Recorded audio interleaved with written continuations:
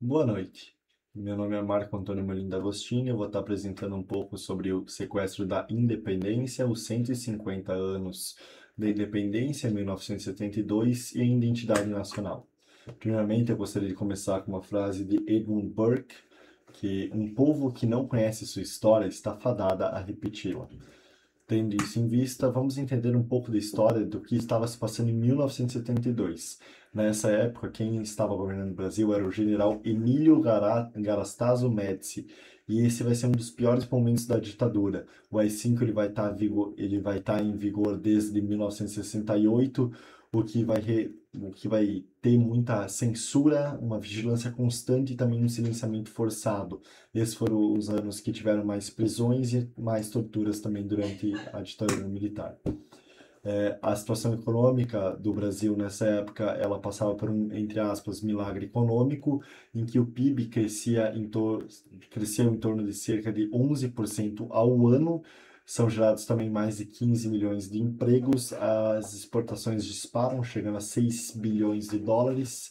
Só que tudo isso era fundado em muitas dívidas externas e também uma forte concentração de renda. As elites elas enriqueceram muito durante essa época, só que enquanto os salários reais dos trabalhadores diminuíam, o que mostra que também tinha muita desigualdade nesse período. A construção de identidade nacional ela se deu pela criação de algumas comissões para o sesquicentenário da independência, porque os militares entenderam que esses 150 anos de independência seriam muito importantes para criar uma identidade nacional, também para legitimizar a ditadura. Os principais pilares dessa identidade seriam um Brasil grande e que tem muito futuro, também uma exaltação de uma miscigenação harmoniosa, tentando esconder o nosso passado de herança escravista e também dos conflitos raciais, e também uma narrativa muito conservadora de independência, com foco nas elites, sobretudo em Dom Pedro I. Eu separei uma música que eu quero ler uma parte dela aqui, que seria O Brasil é Feito por Nós, que é uma propaganda do regime cívico-militar que mostra toda essa questão de um Brasil grande, um Brasil do futuro, um pouco da identidade nacional da época. Com trabalho permanente, com firmeza e coração, e no passo de gigante levo o meu Brasil avante. Vamos todos cantar a uma só voz. O Brasil é feito por nós. Se você entrar no clipe dessa música no YouTube, que no final da minha apresentação tem o link, você consegue perceber que foram dispostas diversas etnias trabalhando juntas para a criação de diversos cataventos, tentando mostrar esse trabalho unificado e essa miscigenação harmoniosa. Também foram executadas grandes obras para tentar aumentar esse nacionalismo. Começaram a se construir a ponte do Rio Niterói, que é a principal ponte do Rio de Janeiro, no caso, a Transamazônica e também a usina hidrelétrica de Itaipu. A Copa de 1970, com a vitória do Brasil, também ela foi muito divulgada nas telecomunicações, que cresceram muito durante essa época.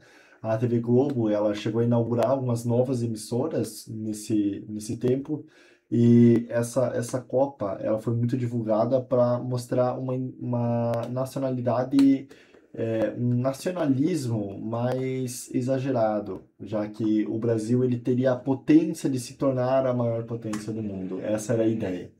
Um fato muito importante foi o translado de Dom Pedro I, que foi a forma que a ditadura achou para tentar dar uma continuidade, mostrar uma continuidade entre o heroísmo de Dom Pedro I de ter gerado independência do Brasil, para transferir esse heroísmo para os militares. Eles tentaram militarizar, então, esse heroísmo da independência.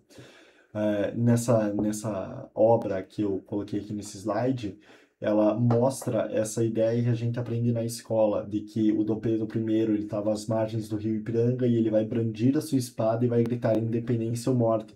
Só que essa é uma ideia que ela centraliza muito a questão de independência no Dom Pedro I, criando ele como um herói geral da nação. E foi esse título, entre aspas, que foi tentado passar para os militares para legitimizar o golpe de 64.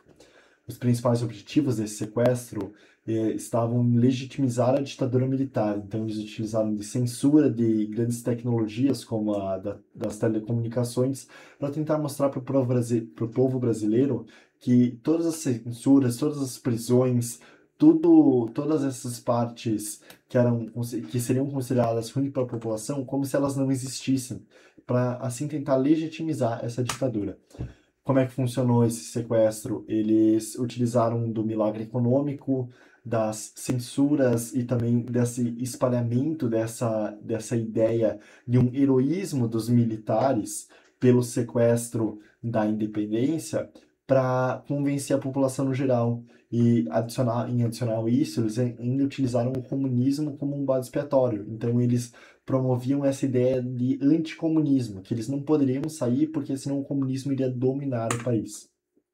Como conclusão, eu tenho que em 1972 a operação política dos militares ela foi muito sofisticada, ela combinou a repressão, a propaganda e a tecnologia para ajudar nessa legitimidade.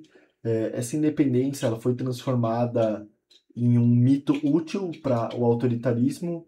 Também é muito importante a gente citar que essa independência, esse sequestro, ele não ocorreu só em 1972. Em 1922, ele também foi realizado pelas elites paulistas.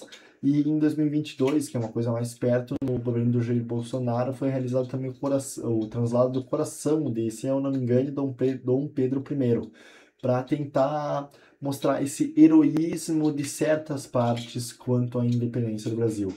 E, como retomando a frase inicial, é muito importante a gente entender o passado para a gente deixar de repetir ele, para a gente construir uma consciência histórica crítica.